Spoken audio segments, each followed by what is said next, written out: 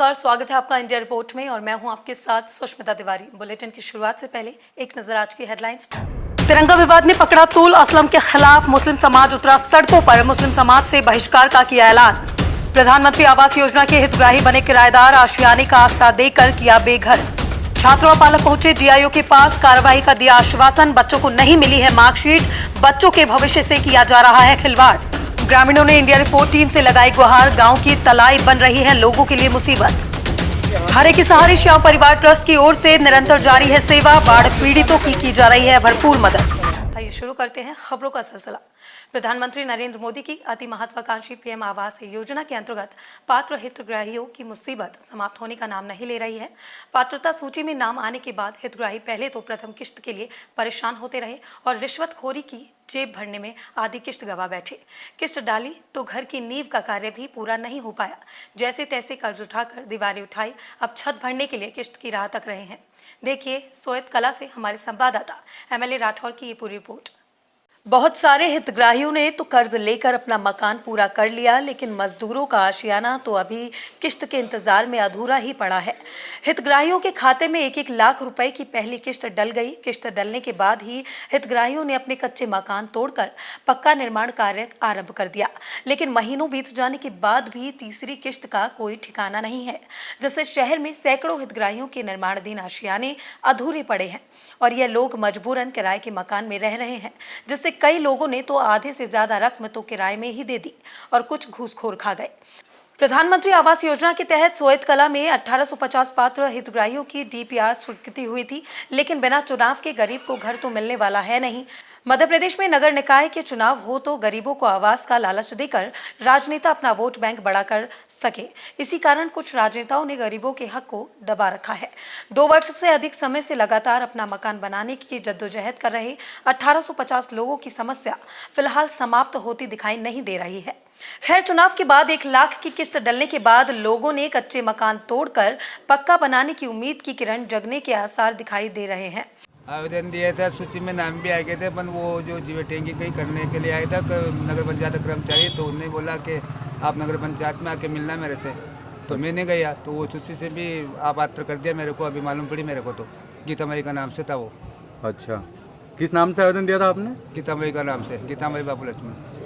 जश्न आजादी के दिन स्वतंत्रता दिवस के पावन मौके पर आगरा की शाही जामा मस्जिद में तिरंगा फहराया जाने का मामला बहुत ज्यादा तूल पकड़ गया है।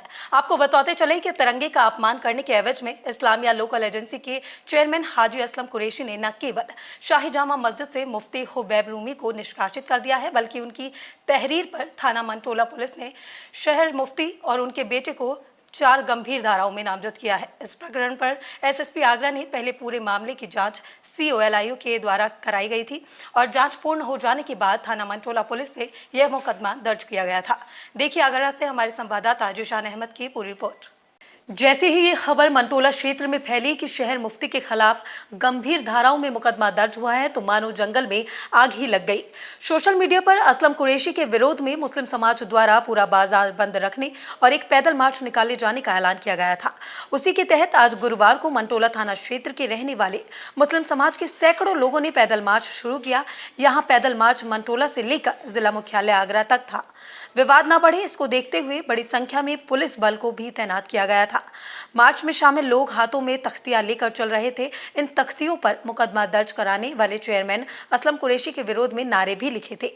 पैदल मार्च करते हुए ये लोग जिला मुख्यालय पहुंचे, जहां जिला प्रशासन आगरा को अपना ज्ञापन सौंपा। ज्ञापन देने वाले मुस्लिम समाज के लोगों का आरोप था कि हाजी असलम कुरैशी ने तिरंगे का अपमान किया है। देशद्रोह के तहत हाजी असलम कुरैशी की गिरफ्तारी की जाए। मामला ऐसा है कि हमारे जो मुफ्ती साहब हैं शहर आगरा के, वो असलम कुरैशी को गलत कामों के लिए रोकते रहते हैं कि गलत काम ना करें।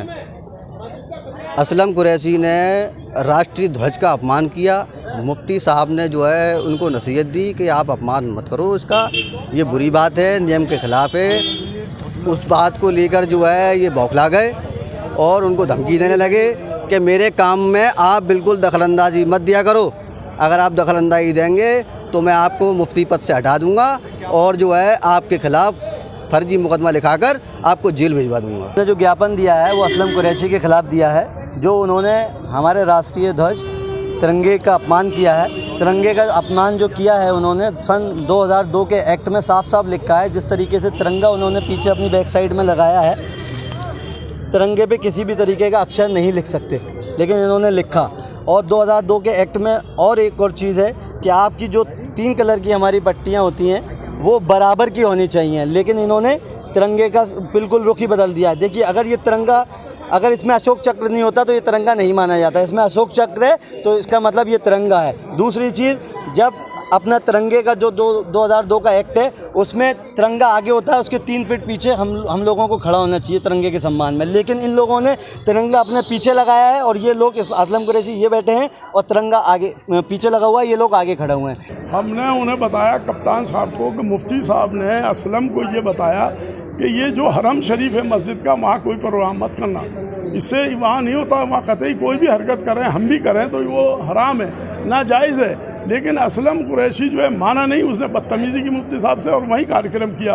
और अशफाक सैफी, क्योंकि वो खुद भी मुसलमान हैं और इतने बड़े पद पे है, वो सूझबूझ वाला, वो बीजेपी के हाईकमान को भी हमने कहा कि भाई आप ऐसे सूझबूझ वाले आदमी को बनाओ जो मुसलमानों को जोड़े, और बल्कि जो मुसलमानों के खिलाफ कर रहा है उससे फ़ायदा क्या। लिहाजा इन दोनों ने जो है वहाँ बेहुरमती की। हमारा मकसद ये था SSP साहब से कि इनके खिलाफ मुकदमा कायम होना चाहिए। आज वैसे हम लोग को सुबह से लगातार हमारा फोर्स येलो स्कीम लागू किया मैंने जनपद में, और आज और कल मुहर्रम का 9वीं 10वीं भी चल रहा है, उसके ध्यान रखते हुए हमारा पुलिस सुबह से हर चौराहे पर, हर सेंसिटिव प्लेस में ड्यूटी पर है। और आज हम लोग COs, additional SP sectors, zone बांट के सब लोग निगाह रखा है, और ऐसे कहीं कोई दिक्कत नहीं है। सुबह कुछ लोग आया, और जो कलेक्ट्रेट में कुछ लोग आए, ज़्यादा लोग नहीं है, कुछ लोग आए, 50-60 लोग आसपास होंगे, उन लोग कुछ लोग आए हैं। और जो मुकदमा लिखा है वादी के खिलाफ, उन लोग को उनका आपसी कोई भी बात है उसके लेके उन लोगों ने ये वहाँ पे जो कब्जा करके रखा है, इस तरह की चीज़ को उन्होंने ज्ञापन दिया, उनके खिलाफ मुकदमा लिखने के लिए उन्होंने ज्ञापन दिया, कलेक्ट्रेट में ज्ञापन दिया। उस ज्ञापन का हम लोग जाँच करेंगे, जाँच कार्य पर जो भी कार्य होगा आगे जाँच के वैसे है। और उसके अलावा जनपद में शांति व्यवस्था एकदम सामान्य है, कोई दिक्कत नहीं है। हम PSC लगा है जनपद में, हर चौराहे पर ड्यूटी लगी है। मामला है आगरा मालवा जिले के जनपद पंचायत सुसनेर में लगने वाली ग्राम पंचायत सालिया खेड़ी के ग्राम खिड़िया खेड़ी का। ग्रामीणों ने इंडिया रिपोर्ट की टीम के पास पहुंचकर समस्या से निजात दिलाने की गुहार लगाई है। ग्रामीणों द्वारा सूचना मिलते ही इंडिया रिपोर्ट की टीम गांव पहुंची, और जब टीम ने जानकारी ली तो पता चला कि वहां पर बनी तलाई ग्रामीणों के लिए समस्या बनी हुई है। ग्रामीणों ने कई बार जिम्मेदारों को अवगत भी करवाया, पर आश्वासन के सिवा कुछ नहीं मिला। महिलाओं के साथ छोटे बच्चे, बूढ़े बुजुर्ग 5 फीट पानी से निकलने को मजबूर हैं। आप भी सुनिए ग्रामीणों की समस्या उनकी जुबानी। ग्रामीणों ने बताया कि कई बार कीचड़ में गिर जाया करते हैं, पर इस ओर ध्यान देने वाला कोई नहीं है। 7 सालों से मिल रहा ग्रामीणों को आश्वासन, वहीं जहां पर सरकार अवैध अतिक्रमण हटाने की बात कर रही है, वहीं ग्रामीणों ने बताया कि जगह जगह अतिक्रमण फैला हुआ है, पर प्रशासनिक अधिकारियों का इस ओर कोई ध्यान नहीं है। आइए सुनते हैं ग्रामीणों की समस्या उनकी जुबानी। कई समस्या आ रही है, तड़ाई में घट रही है, ठेठू ठेठ। तो यूँ अपने खेत पड़े गई, ज्यादा नहीं पड़े तो पूरा गांव का नांगी निकल रहा, पूरे गांव का। तो अणी तराई में पानी भरी हूँ के भीतर निकल के जाना पड़ रहा। ज्यादा कर रस्तो नहीं है था क्या? रस्तो कहाँ है?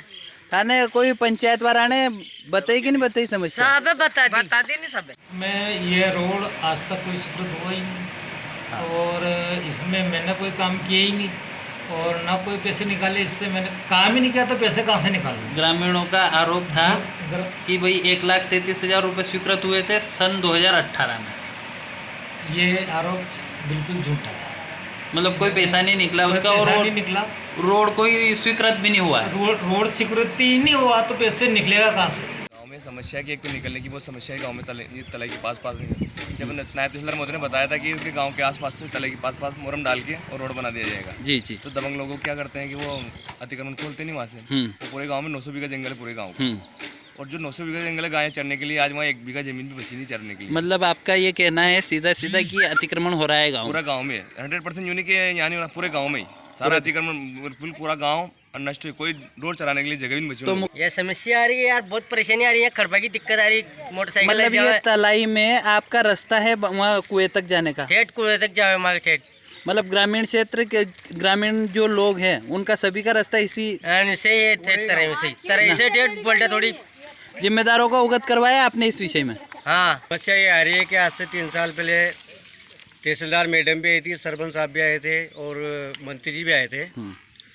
और तहसीलदार मैडम ने आदेश करा था सरपंच को कि जैसे ही पानी बंद होवे और इसका कार्य चालू करें, और अभी तक नहीं किया उन्होंने। रोड बनाओ, और अभी तक रोड नहीं बनाया।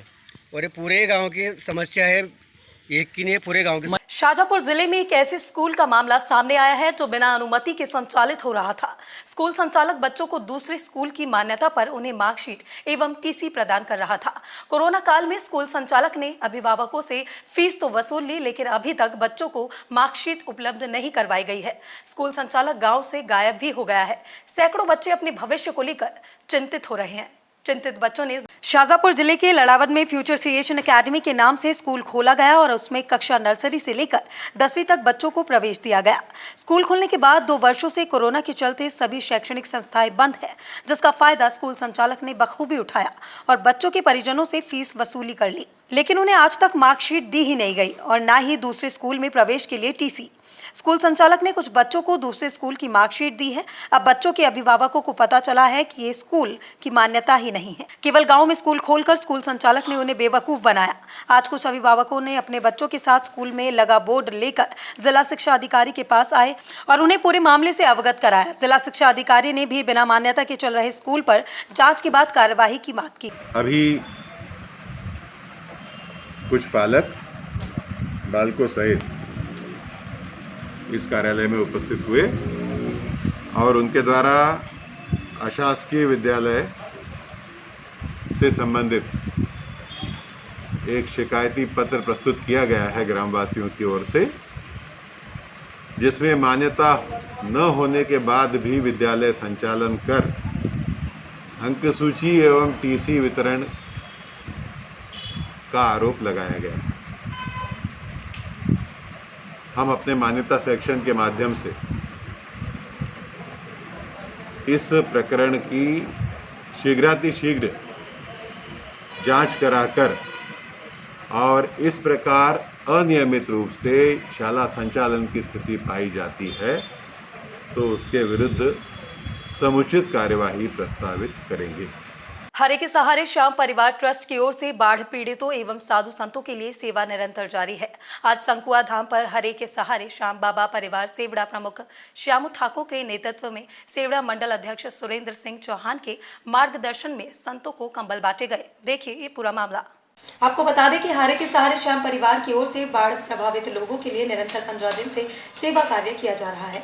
वहीं पिछले 9 दिनों तक 24 घंटे भंडारा लंगर का आयोजन किया गया, जिसका नेतृत्व सेवड़ा मंडी अध्यक्ष राजेंद्र सिंह राजपूत बंटी भैया के मार्गदर्शन एवं समाज सेवी श्यामू ठाकुर के नेतृत्व में किया गया। और वहीं पूर्व बाढ़ पीड़ितों की मदद के लिए समाज सेवी श्यामू ठाकुर ने दतिया प्रभारी मंत्री सुरेश ठाकुर को सेवड़ा बुलाया और बाढ़ प्रभावित लोगों के लिए राहत सामग्री भी वितरित करवाई। आपको बता दें कि समाज सेवा के कार्य में समाज सेवी श्यामू ठाकुर निरंतर बढ़ चढ़ कर हिस्सा लेते रहे हैं, चाहे वो संतों के लिए सेवा करना हो, चाहे बाढ़ पीड़ितों की मदद करना हो, चाहे बेजुबान जानवरों को खाना खिलाना हो, या बच्चों को प्यार करना हो, या बड़े बुजुर्गों से आशीर्वाद लेना हो। हरे के सहारे श्याम परिवार की ओर से जो भंडारा चला 9 दिवसीय, उसमें हमारे युवा साथियों ने जो सहयोग किया, जो श्रम किया है, उस श्रम के उपलक्ष्य में कम्बल बांटना नहीं कहेंगे, इनको एक प्रसाद रूपी बाबा का परिवार की ओर से इनको एक कम्बल और कुछ धनराशि भेंट की गई।